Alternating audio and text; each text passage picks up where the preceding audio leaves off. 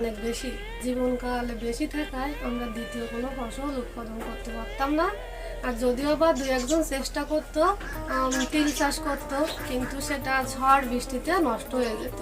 তো 2016 সালের পরে আমাদের এখানে সিল হোল্ডার প্রকল্প আসলো। আসার পরে আমাদেরকে তারা বিভিন্ন রকম ট্রেনিং দিল। ট্রেনিং দেওয়ার পরে তারা বলল সঠিক পানির ব্যবস্থাপনা হলে আমরা অধিক ফসল উৎপাদন করতে পারবো। সঠিক পানির ব্যবস্থাপনার মাধ্যমে আমরা ওই বছরই উচ্চ ফলনশীল জাতের ধান চাষ করি এবং খুবই ভালো ফলন পাই। ধান কাটার সময় হলে আমাদের এখানে জোনের দাম অনেক বেশি হয়, তাছাড়া অনেক সময় জোন পাওয়াও যায় না, যার কারণে আমাদের ধান কাটতে অনেক অসুবিধা হয়। তখন সিল প্রজেক্ট আমাদের একটা মেশিন দেয়, যেটা দিয়ে আমরা সহজেই ধান কাটতে পারি। আর এটা খুবই হালকা হওয়ায় আমরা মহিলারাও এটা চালাতে পারি। আর এটা চালানোর একটা বড় সুবিধা হলো এটা ঘন্টায় 1 বিঘা জমি ধান আমরা কাটতে পারি। আর তাছাড়া এটাতে যখন আমরা ধান কাটি তখন ধানটা সারিবদ্ধভাবে পড়ে, আর সারিবদ্ধভাবে পড়ার কারণে আমরা 1 থেকে 2 রোদ দিয়ে এটা বাড়িয়ে আনতে পারি। তাছাড়া এটার আরও দুটো দিক আছে। আমরা যে মহিলারা এই মেশিনগুলো চালাই তা থেকে আমরা কিছু ইনকাম করতে পারি, আর যে কৃষক আমাদের দিয়ে ধান কাটায় তাদেরও অনেক টাকা সাশ্রয় হয়। ধান ঘরে তোলার পর আমরা জমিতে নরম থাকা অবস্থায় আমরা ওখানে সূর্যমুখী ও ভুট্টা বীজ পুঁতে দিই। বীজ পুঁতে দেওয়ার পর গাছ যখন বিঘাখানে বড় হয় তখন আমরা গাছের ভিতরে ছোট পাওয়ার টিলার দিয়ে চাষ করি। চাষ করার পর সেখানে আমরা সার দিই, আবার একটা চাষ দিয়ে আমরা গাছের গোড়াগুলো বেঁধে দিই। এতে করে আমাদের জোন খরচও অনেক কম হয়। আমরা বাজার থেকে যে তেল কিনে খাই সেটার দাম অনেক বেশি। আমরা নিজেরা সূর্যমুখী উৎপাদন করি এবং এই বীজ থেকে যে তেলটা হয় সেটা আমাদের পরিবারের জন্য আমরা ব্যবহার করি, খাই। আর এই তেলটা অনেক সুস্বাদু এবং পুষ্টিকর এবং পরিমাণেও অনেক কম লাগে। আমরা হাঁস, মুরগি, গরু, ছাগল এবং মাছের খাবারের জন্য ভুট্টা চাষ করি। আর এ থেকে আমরা বাড়তি যে ভুট্টাটা থাকে সেটা আমরা বাজারে বিক্রি করি। সিল প্রজেক্ট থেকে আমরা বিভিন্ন ধরনের প্রশিক্ষণ পাই। এর ভিতরে কৃষক মাঠ স্কুল প্রশিক্ষণের মাধ্যমে আমরা ধান লাগানো থেকে শুরু করে ধান সংরক্ষণ করা পর্যন্ত আমরা বিভিন্নভাবে বিভিন্ন পর্যায়ে তাদের কাছ থেকে প্রশিক্ষণ পাই। ধানেও যে বস্তা থাকে এটা আমরা জানতাম না, এটা আমরা জানলাম সিল প্রজেক্টের প্রশিক্ষণের মাধ্যমে। তখন থেকে আমরা এই ধান উৎপাদন করে আমাদের পরিবারের পুষ্টির চাহিদা আমরা পূরণ করতে পারি। সিল প্রজেক্ট আমাদের উচ্চ ফলনশীল ধান উৎপাদনে সহায়তা করেছে, যার ফলে আমরা আমাদের খাদ্য সংকটও দূর হয়েছে। তাছাড়া আমরা জমিতে 2 ফসল উৎপাদন করতে পারছি, জন্য আমরা যেমন উপকৃত হয়েছি, এমন আমাদের গ্রাম ছাড়াও যদি পাশের 2-1টা গ্রামেও এরকম ধরনের উদ্যোগ নেওয়া হয় তাহলে পাশের আমরা যেমন উপকৃত হয়েছি অন্য কৃষকরাও লাভবান হবে। এবং এই প্রজেক্টকে আমাদের পক্ষ থেকে অনেক ধন্যবাদ।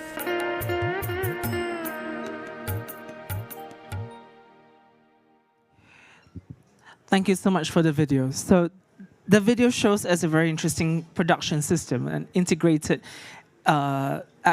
integrated production systems where not only are you producing one crop from your field, you have rice intersected with maize and also with sunflower.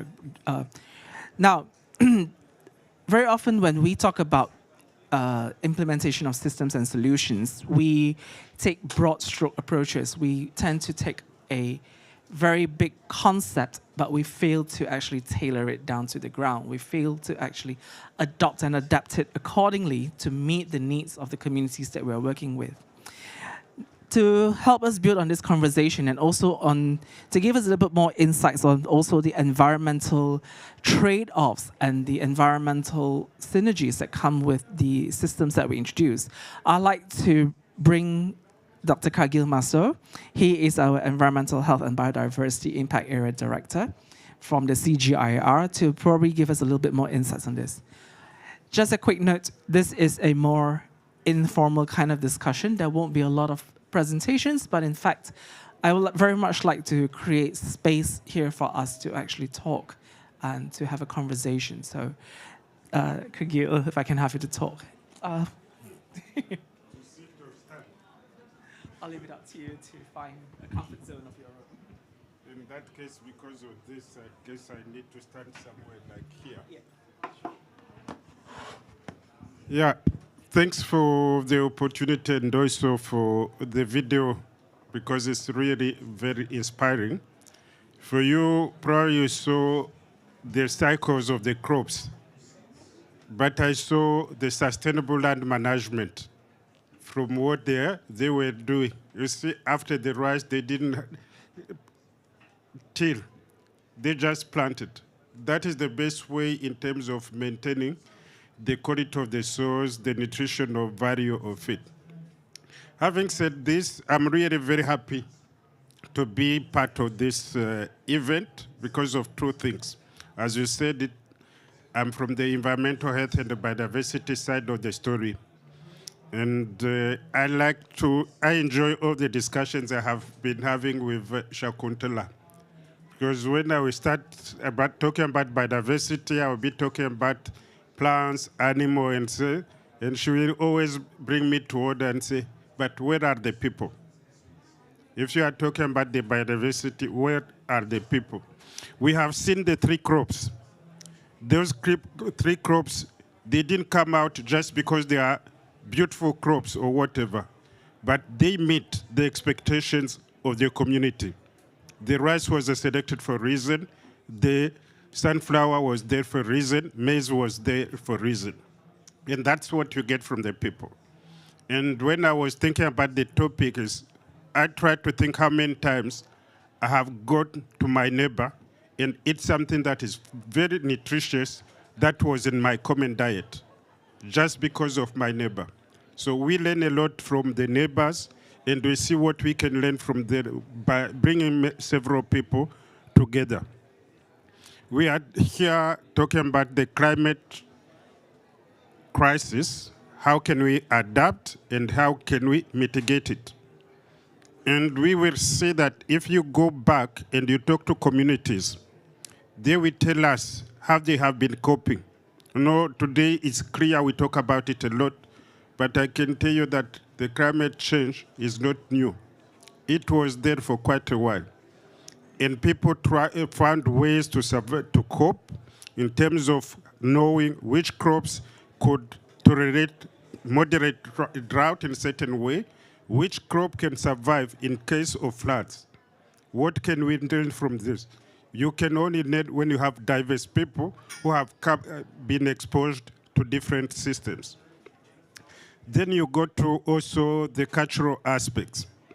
What we have seen is quite interesting. Again, I will be referring to Shakuntela a lot. I'm a native of Burundi for those who are curious, and I come from the lake zone.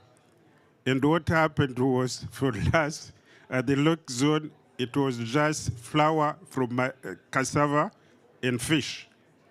Anytime I went to see my grandmother and she prepared something different, I was simply not happy with it.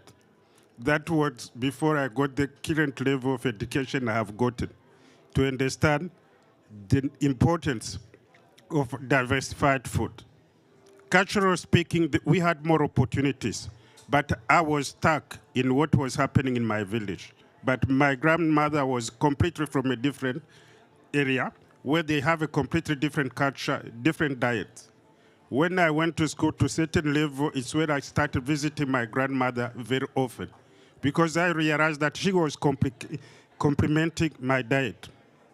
As research organizations or people involved in research and so on, we really have to understand what are the preferences of the people. We can't change it, but try also to bring in the knowledge in terms of the health diets and so on, and try to see what is the gap and how do we work together in terms of co-creating systems that can allow them to have diet food systems. That is real. We have the culture, but the exposure, it goes back to the people. you get exposed to others, and you can change your practices and the way you manage your food systems. Then now, taking back to our system, when we talk about systems, really going back to food systems, is another discussion I like to have with my peers and try to say, today we will be talking about adaptation to climate change. If you go back to my village, you will see that we have monoculture forest where we lost the initial native forest. Then someone came and said, here I have a tree to rescue your ecosystems, without telling us that they were just killing our ecosystems, because you have hectares and hectares of one species of crop. There is some of them can't even allow any underground crops to grow. So you only have it. So you can't have the biodiversity we're looking for. It's a complete loss of system. So how do we build the ecosystems? In talking about really the biodiversity, how can we construct biodiversity that can respond to the climate crisis? You bring in some crops that are drought tolerant, flood tolerant, but you make sure that in your system you also have the different nutrition traits in constructing, almost reconstructing the biodiversity. How do you make sure that what you are creating creates opportunities for others? People really don't only want to eat. We used to talk about subsistence farming, but now we also want a bit of few crops that you can take to the market and be able to buy something that you wish you don't get from the farm. How do you make sure that we build that kind of diversity and so on, and make sure that we create opportunities? What are the crops that creates more opportunities, income opportunities for women, for young people, and so on? Then we can make a difference. So I really like this experience of Bangladesh. Now it's really how do we learn from it and construct our systems that can help us to respond to several really crises and needs. So I'll pause here. I may have a chance to comment later. Thank you so much, Gil. May I please invite you to take a seat here at the front, because we will be asking you more questions. Joining us today here in this room is also a woman who is also a pastoralist. I have Nuria Halake. She is from Kenya, and she's very kindly agreed to come here to share her story, her take, and her views, especially being a woman in the system. And what does it mean to you? You know, we talk about diverse systems, and we really need to hear the voice of the people who we are talking to. So, Nuria, may I please have you up to the front?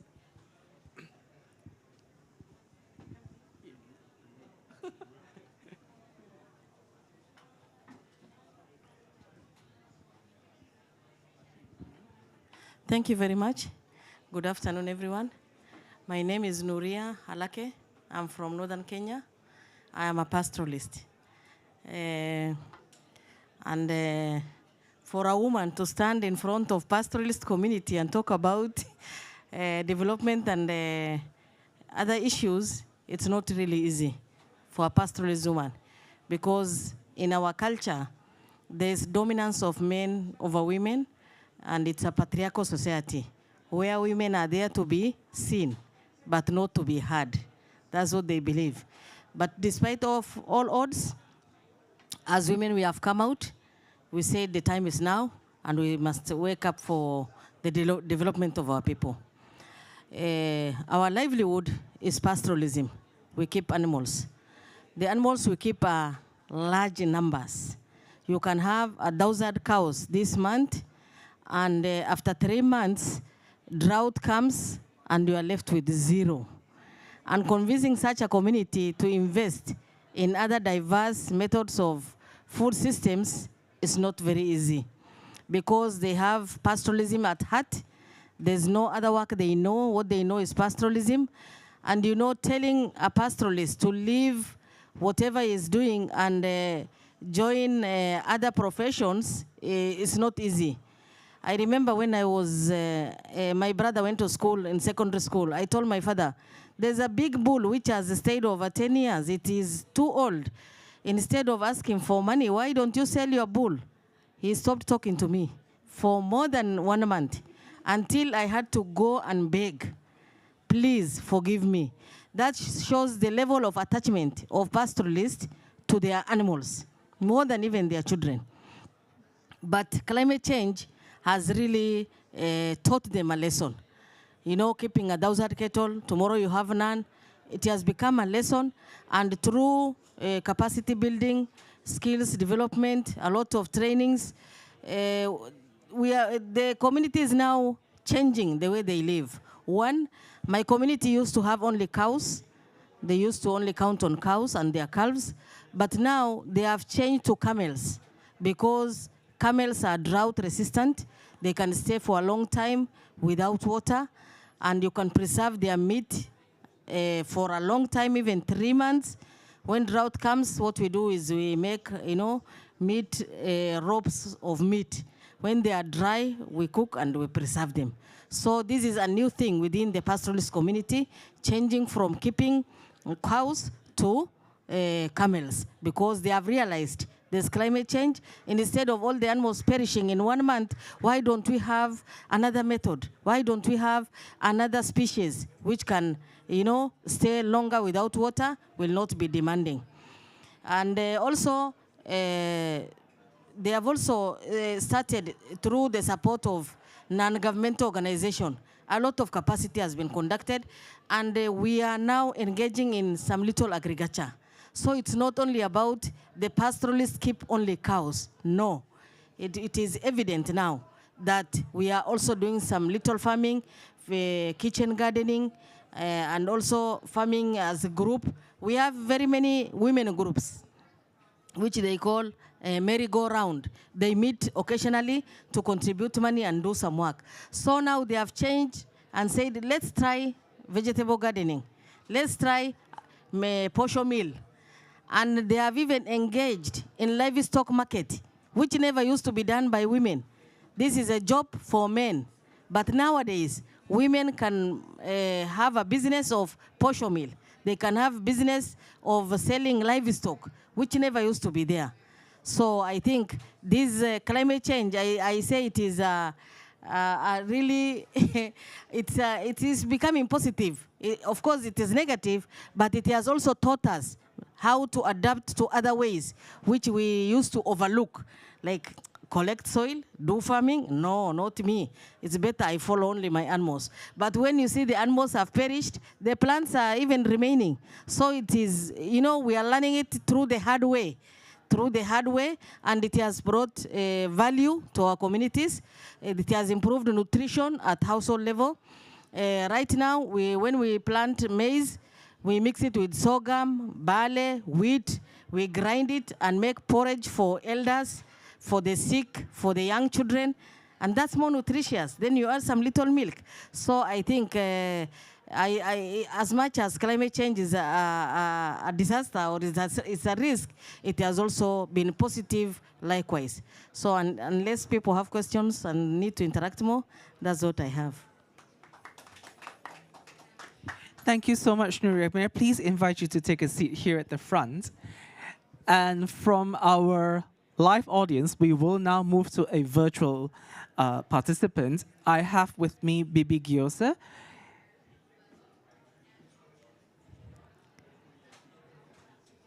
Hello, Bibi. Good afternoon. Can you hear us? How are you? Thank you so much. I hope you've managed to join the conversation and heard the stories that are coming out. Bibi, you work in the African region a lot. You are. Yes, I can hear you. Can you hear us? Yes, I can, very clearly. All right, sure. Now, you work a lot in the African region as a senior nutrition officer with the AUDA NEPAD. I guess we can all benefit a lot from you to hear stories of also the diverse people and the diverse needs that come from your work, and how we should be working together with these communities through these different systems to actually build resilience in our food systems in the face of climate change. So over to you, Bibi, for that. Thank you very much. Good afternoon, everyone. It is a pleasure to join this important session this afternoon. As we are talking about people and food and enriching the diversity of our food systems, Let's first of all take into consideration, and very consciously so and intentionally so, that food is not just about filling the belly. Food is about culture. Food is about understanding our environments. And food is about also going back to the roots and looking at what our production systems are and how we can nurture the environment while providing the necessary nourishment for our communities. Let me give an example. I come from Botswana, a very dry country. I cannot, or my people cannot be expected to be relying on crops that are not agroecologically suited for the environment. We have moved in our systems towards producing a very narrow range of crops. Let me name the four: rice, wheat, potatoes, and whatever else, maize. But in my country, these crops are not very well suited. Our agroecological zone is suited better for smaller grains such as sorghum and different millets. And we even can harvest some of the grains from the wild. And talking about food from the wild, we have moved over time to relying more on domesticated crops and other food products, while neglecting the traditional and indigenous harvest from the wild, which then narrows our food baskets. It narrows our nutrient content of food. It narrows our nutritional status. But also we need to be looking at what are some of the positive and supportive policies that we put in place. In many countries today, you find that if there are going to be subsidies, they subsidize only, let's say, maize, which is not really indigenous to Africa. They subsidize something else instead of focusing on subsidizing those crops that are well suited to their environment. And talking about, let's say, maize, what are the taste preferences and what forces people to end up eating a very narrow range of foods? In part, it is because of globalization. In part, it is because of the increase or in the interest or in the marketing of foods that are globally produced, and then meaning that we neglect our own patterns. And then there's an issue. If you look at the dietary transition, whereby now we are moving more and more towards foods that are high in salt, high in sugar, and high in saturated fats. How did this happen? Because of the marketing and because of the lack of consumer education. People are not able to make the deliberate right choices for their own nutrition. Now, coming to dietary pattern, no one size fits all. If I come from the Kalahari, we are pastoralists, as the lady said before. We are pastoralists and we rely on our animal source foods. So moving or forcing people towards vegan or vegetarianism is okay for certain health reasons, but you cannot take my cattle away from me, because my cattle are not just for food, but they're also a sense of pride and cultural expression. Now, if we don't look at diversity in the production and also looking at what are some of the traditional methods of production. My grandmother was a farmer, and we knew that we did what we call intercropping and crop rotation. We didn't grow one thing.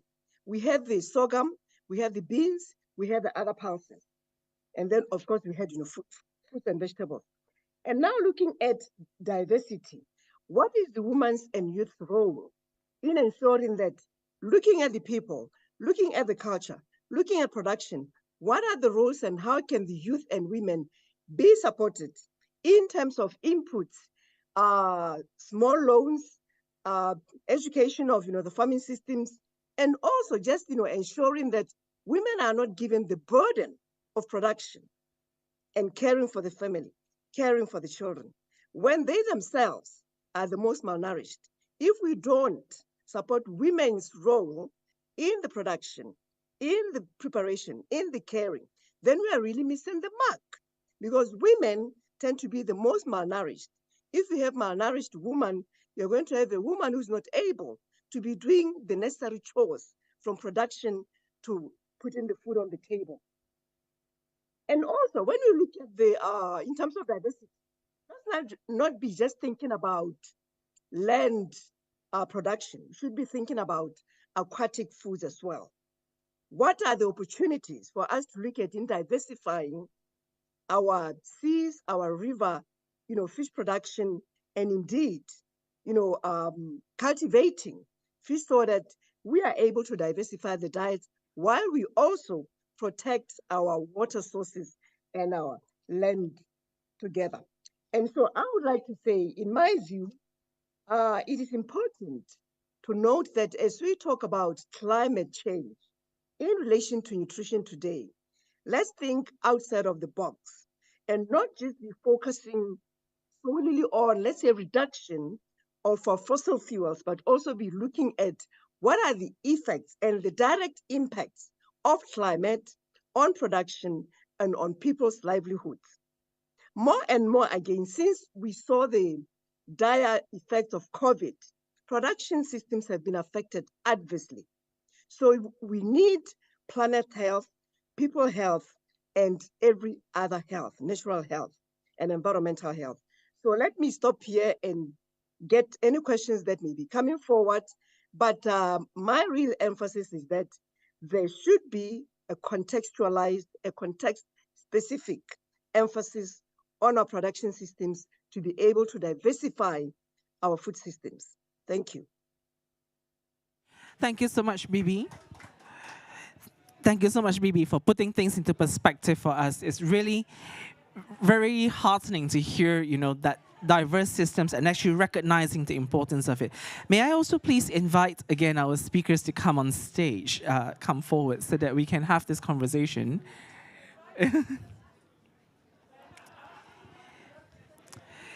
So I'm going to start off with Cargill and a little step back, a little quick reflection on what we have seen in the declaration that came on the 1st of December. Right? There are all these big points that we need to be strengthening our food systems. We need to bring food systems now into the conversation. It's not just talking about climate change. It's not just talking about methane reduction. And in the food systems, ingrained in it is actually diversity. Right? We have seen in the declaration itself, it talks about diverse food systems. We should not be just still harvesting the same 6 major crops, but time to explore and think beyond the box, just as what Bibi has told us. So I'd just like to take a little bit of reflection and feedback from you on this matter. Yeah, thank you. In fact, I will continue from where Bibi just stopped in terms of saying, yes, there is some action that have to happen exactly trying to reduce some of the practices that have significant impact on climate change, giving an example of fossil fuel. But we need to be also careful not to spend too much energy on that and try to see what are the adaptation measures. And as you just said it, I had another workshop like this at UNEP, where we were talking about the whole world almost living on just a few crops. You talk about 3 maximum to 9 when you extend the list, and it's not only for crops, it's also for livestock. And coming back again, I will take you back from where I come from.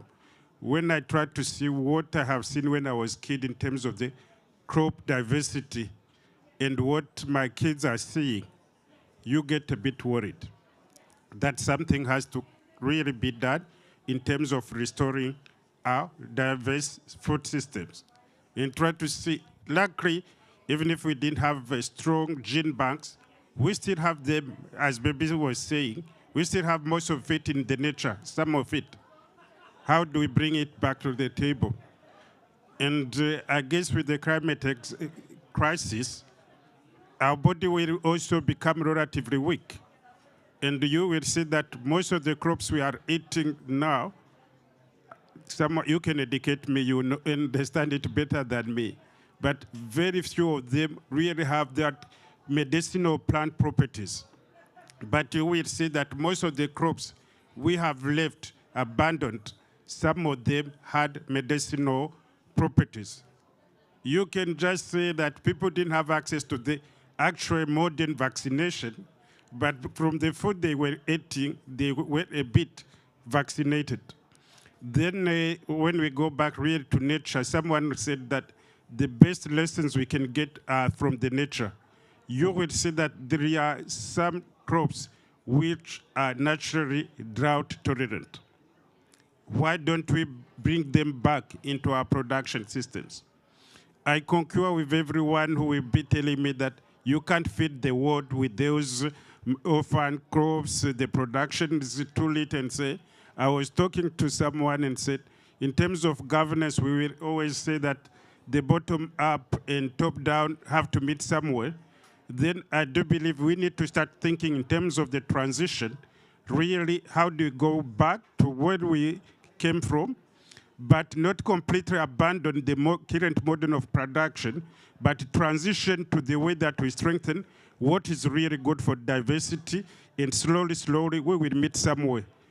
Who's going to take that call?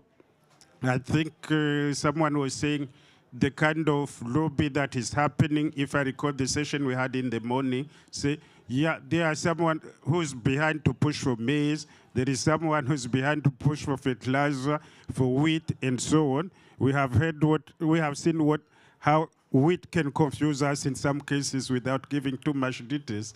Really, how do we think about the others? And here, for policymakers, I don't think this evening we have many of them here, but I do believe they can listen to us in a certain way in your community of practice and so on.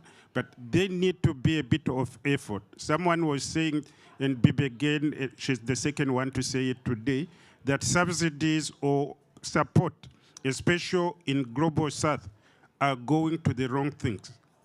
How do we put it to the real thing where we want to build the food diversity, making sure that we bring back some of the food we used to know. And there is something, in fact, I wish I was a food scientist. And I failed, I registered, but I didn't show up. The thing is, it's really very pity to see that most of the indigenous crops we are talking about, you hear anecdotal stories about the nutritional value, you never get the nutritional facts of it. I will bring it to you, Ben and Shakuntala. How can you get your platform really to come up with the options of almost bringing out clearly the nutritional values of some of these crops we are losing? Maybe we can be able to attract the attention of some of the policymakers and other key stakeholders. I'll pause here. Thank you. Thank you so much, Kagil. Now, I'd just like to move the conversation over to Nuria. We heard just now Bibi mention something very interesting, our identity, our cultural identity. And you also brought up as the same topic. You talk as a pastoralist, your connection with your brother, and by just asking him to sell a cow, it shifts the family dynamics. How then do we now use and expand this identity of us to be embracing that kind of diversity? Are we still gonna stay, or systems force us to change? You know, with climate change, you mentioned that there's that change that has come in place. You have adopted kitchen gardens, you have adopted small gardens and all, but how do we then embrace this and put it as part of the cultural identity that you own now? Over to you. Thank you very much. Yeah, it is true that for pastoralists, they hold the cows and other animals at heart. And that is what you identify, or what they identify themselves with. And as I said earlier, we have learned the hard way. You know, you keep these animals, thousands of them, tomorrow drought comes, all of them die, you become poor again. So I think these are lessons learned. Of course, we cannot say it is 100% embraced. These are people who have been assisted by, through support of non-governmental organization on livelihood diversification, and it's going on a small scale. I don't say it is embraced all over, it's in a small scale. But As I told you before, we have women groups who are now meeting to, do merry-go-round and what have you. And these are the women who are focused by the non-governmental organizations, because women out there are very vibrant. They want to do something in order to put food on the table. So if they only look after the animals and the animals die tomorrow, they will stay hungry. So they have decided, as few women groups, to engage in alternative livelihood through provision of grants, maybe from non-governmental organization, through capacity building from non-governmental organization. A few of them have improved. They have even, some of them have constructed traditional lodgings, where when people travel down there, incidentally, our place is a semi-desert and a desert. They have constructed small huts where when visitors come, they hire out, they cook for them, and they get some income. So I don't dispute the fact that it is a rigid society. Pastoralists are very rigid to change, but on a small scale, they are trying to change. And I think change is gradual. It cannot be today or tomorrow that all of them will change. But as much as possible, as people on the ground, as women who know what hunger means to a family, we are talking of diversification. We are empowering the women so that they can come out, each one teach one, in order to have to achieve the spirit of leaving no one behind. Of course, the pace will not be very fast. They will change at different paces. You have a few of them changing this month, others changing. So eventually we expect maybe in 10 years to come, they would have embraced diversification and engaged in alternative livelihood. Thank you so much for giving us that perspective. And it's really heartening again to hear, that women again is that forefront that makes that change. It's right in the heart of that change. If without that driving force, and the fact that a lot of women are actually invisible in the system. When we talk about food systems, we get all these beautiful figures. 150 million women are vulnerable. But aside from that, there are many more women who is actually not seen and not heard. Just as when I asked you to come on the stage, you told me you started off by saying that it's not easy to have a pastoralist and a woman to be right here at the front, articulating and having your voice heard. Now, I'd just like to move this conversation to Bibi. Is she still online with us? Yes? All right, great. Bibi, I'm here. thank you. Putting you on the spot again, and a quick reflection again on the whole UAE declaration. So I hope you've got your hands on that document, and I hope you have got some time to read through, and a little bit of reflection from your side, and especially how does it then affect the kind of work, the kind of message that you want to bring across to the communities that you work with? Okay, let me just start by addressing one of the elephants in the room. The challenge we have in different regions of Africa, and indeed in other parts of the world, in the developing world, we find that our institutions are not as strengthened as they should be. We are relying on research that is not really maybe relevant to our systems. Why is it that there's not enough research on sorghum, as I mentioned, millet, teff, fonio, and other indigenous and traditional crops and food commodities? So we need more research that is very contextualized of the neglected species. And I feel that sometimes the challenge is that we seem to be talking around in circles, and we are not really addressing the room in the elephant. Let me just put it out straight. The room in the elephant is that food is very political, and nobody hardly ever talks about this aspect, that food is being used as a weapon, and we are not paying attention to our own biodiversity and taking advantage of it. But then there's another side to it. There is over harvesting of the diversity and not replenishing. If we get that imbalance, it is going to lead to environmental degradation, soil ill health, and eventually affecting the production and productivity and the food systems and the nutrition that should be coming with that. And I believe that we are usually avoiding the hard conversation, and we are preaching to the converted. How do we make sure that we involve those that we preach to be serving? We usually are talking to ourselves, saying the same thing over and over. We are not really communicating the messages through which we can see the change that we would like to see in the near future and in the future. As the lady just said, change is not, immediate, but unfortunately or fortunately, change is the only constant. We should be willing from this COP28, we must be looking at ourselves, asking the hard questions and saying, we are ready for the change that is going to be improving the livelihoods of those who are impoverished and those who are marginalized. Over to you. Thank you so much, baby. And it's very, again, change is inevitable. It's how we adapt to change. And just as how I like to put it this way, climate change affects everyone. How we respond to it then shapes the course of how we're going to affect that kind of change. Now, I like to create some space for also conversation. So if anyone's in the room who like to have their voices heard or who likes to provide a little bit more input, and I like to open this space out for the floor. Do I have? Yes, please.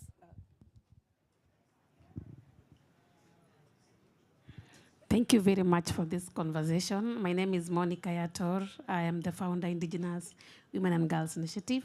I am a pastoralist like Nuria, but I come from the southern part of Kenya.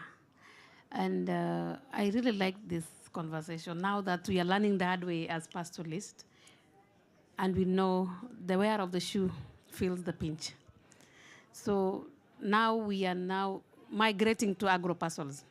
Now we are embracing farming. And thank you to FAO for bringing the narrative of agroecology, the sustainable farming systems, and also not saying pastoralism is bad, as much as we have crazy narratives that say we are emitting a lot of gas, especially the methane gas. To me, I find it weird because pastoralism is actually an adaptation to climate change. And we are pushing for even transhuman policy. It's happening in other regions that pastoralists are given that leeway to move when it's dry. But again, we don't rely only on meat. We need to talk about now transitioning. And that is the space of even us engaging to our duty bearers who are here at COP to say that really regenerative agriculture is working for us. From the IPCC report, and also looking at pastoralism as a contributor to GDP. So we should not throw away the pastoralism, but how do we embrace now diversification so that we reduce overuse of our land, so that we, again, talk about biodiversity conservation, because surely having 2,000 cows that is degrading the environment is not good. But then how do we approach, now how do I approach my father to stop having 100 cows and have one dairy cow which cannot live in that area? Remember, there's zoonotic diseases that comes with climate change. Remember also our culture. If you want to marry off your girl, you need cows. And if there are no cows, you will not marry off. Nobody will marry your daughter. And of course, there's some time of it that these men want to marry and we want to be married. So again, there's culture coming in. As we talk about sustainable food system, we need to talk about the culture and also protecting the culture that we have. But again, there's a window for transitioning, and I like the conversation. And if possible, how do we now talk about our NDCs, the NAPAs, country specifics, and how do we bring in now the integration, especially to my country. Country now is speaking about climate mitigation. My president is speaking about planting 15 billion trees. Where is food in this narrative? We are focusing on carbon trading and the rest. Where is the voice of that woman? Because 80% of food producers are peasant farmers, and majority of are women. So where is the voice of women in this climate change conversation? And also the carbon trading that we don't eat, because in my village they say, tunakula hewa, we are eating air. But then where is this air we want to eat? because there is so much business in carbon trading. But the community, pastoralists like me, don't understand why is this air to be eaten. So again, how do we unpack the carbon trading? Because I know we can balance climate change and mitigation as well. We want trees, especially for women, to reduce their working time. We need to walk to the forest. That's a whole day. We need to walk for several hours to fetch firewood. We need also to reduce GBV, because in my community, it's the women who feed the family. If you don't feed that man, it will go away. And maybe there's some conflicts around food security that we don't talk about. So that is what I can add for that. Thank you so much. Thank you so much for that. Gil, would you like to do a quick response to that? No, I can comment on it. In fact, I was taking note because I want during the post to have a chat with her, because I like that advocacy for transparency. Yes, policy, because it's a debate that has to happen. When I was kid, it was free. You didn't even, there was no need of policy. People were still friendly. Now, as climate change came, it changed also our thinking, and we became different people in the same countries, but different people. I'm referring to Burundi. Transparency was happening easily in the past. Nowadays, it's almost impossible. And the government is almost pushing to say, no, we don't want it. You need to keep your animals, livestock inside so that they don't disturb anyone. But the problem, they don't know that in case of drought, we don't have the systems to make sure that we can get enough feed for the animals. And by the time some of the cows or other livestock are suffering in a given part of the region, it's green in other parts of the region, and they even don't know what to do with the grass. This is really a discussion that I think we will discuss it further, but I think I buy in terms of how we really can do it. And there is something our organization is doing in terms of co-creation of knowledge. We have shifted from the way we used to do research in a way that we integrate the communities. So instead of us coming to your area and say, we got the money from ABC and this is the research we want to do. No, things are changing. Is what are the critical issues we are facing and how can we do this research together? It's something I'm sitting at IRI, at least I know this is for international audience, but because I know where you come from, I think I can still say that there is a need to have this kind of discussions with IRI in terms of the research they are doing, because things are shifting. We should not do the traditional way just to publish scientific paper, but it's really to do research to address the challenges that the community are facing, and that also includes aspects related to policy dialogue. Your point, I do believe, is something that people can push for. One was pushing for GMO, why we should not push also for this one. So some of the things which are quite interesting, I have really taken note of some of the areas that we need to work on. Bibi said it that about the contextualized research. We need to make sure that we shift. And I do believe the system, at least for CGR, is changing in the right direction to say no longer research that is just driven by somewhere sitting somewhere in the sky, if I could just say, but someone, you need someone who knows what is happening. And now we even have to prove how the communities have contributed. What we need to do is to make it happen. Thanks. Thank you so much. Actually, yeah, very much like to move to Nuria. Yeah, maybe in the recent years we are working on a tool which is called survivor community-led response. And this response has helped us because it's not a top-down response. It's the communities who decide what they want. Maybe access to market. They want the road to be prepared, to be made so that they can sell their animals on time, and access to services, facilities like hospitals and what have you. So in where I come from, the survivor community-led response has worked because You gather the whole community and ask them what their need is. You only support them because they know what they need. And in Kenya, what happens most of the time, even during the budgetary season, a lot of money is put into, a lot of subsidy is put on fertilizers, and nothing is mentioned about the livestock farmers, and that's a disadvantage. Another thing is also we have very beautiful policies all over, and implementation is zero. So these are the things we need to address. I wish this could be a forum where the politicians are so that they can hear it for themselves. Beautiful policies on the shelves, never implemented. So I think it's time now the people rise up and fight for what they want, not what is meant for them or what is identified for them by somebody from outside. As my sister says, it's the wearer of the shoes who knows where it pinches. And as much as the livestock, maybe cattle production or this livelihood of us is not sustainable at the moment, it will take years for people to change. But you have to prove beyond reasonable doubt that it works. So we shall harmonize both and continue. Thank you so much for that. Bibi, are still around?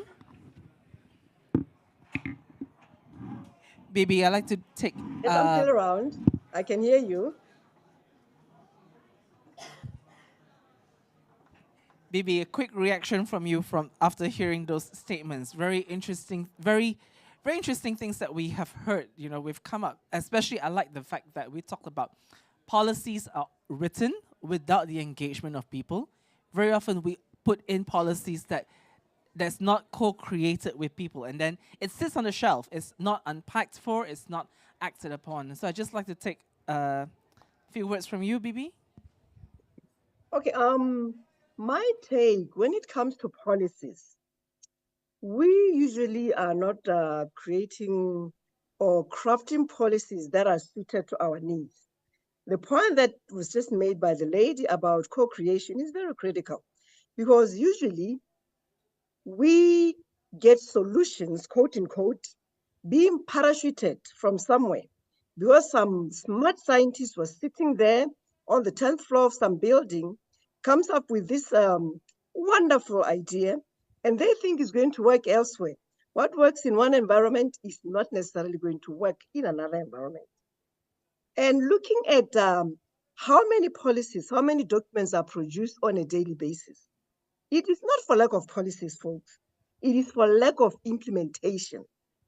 It is for lack of interpreting those policies and converting them to workable programs that are appropriate for the condition.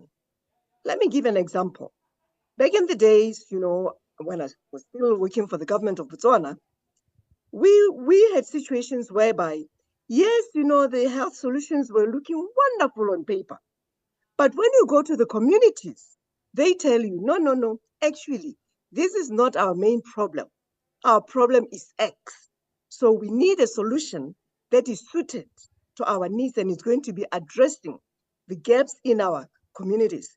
So let us really be conscious of co-creation, conscious of interpreting policies, and conscious of how those policies are being monitored for effectiveness and for impact. Over to you. Thank you so much. Check. Thank you so much, Bibi. And again, it comes down to the fact that all the work that we do, all the changes that we want to see, it has to be co-created.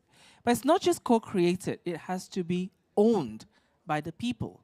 It has to be owned by the communities that we want to reach out to, right? It's easy to co-create, but if you don't own it, if you don't have a heart in it, then it will not happen. With that, I thank all the panelists today. I thank all the presentations. I hope that I facilitated a good conversation. And the thing is that we should not let this conversation stop. When we leave this room, it shouldn't stop here. We need to talk to people. We need to build this conversation further. You have to go back to your pastoralist community and talk to them. You have to work from the north to the south and then come together to talk to your government and engage with us also, we as the technical providers. We provide the science, we provide the data, we help you co-create, co-design. So I hope with that message, thank you so much, and hope to see you all again. Thank you.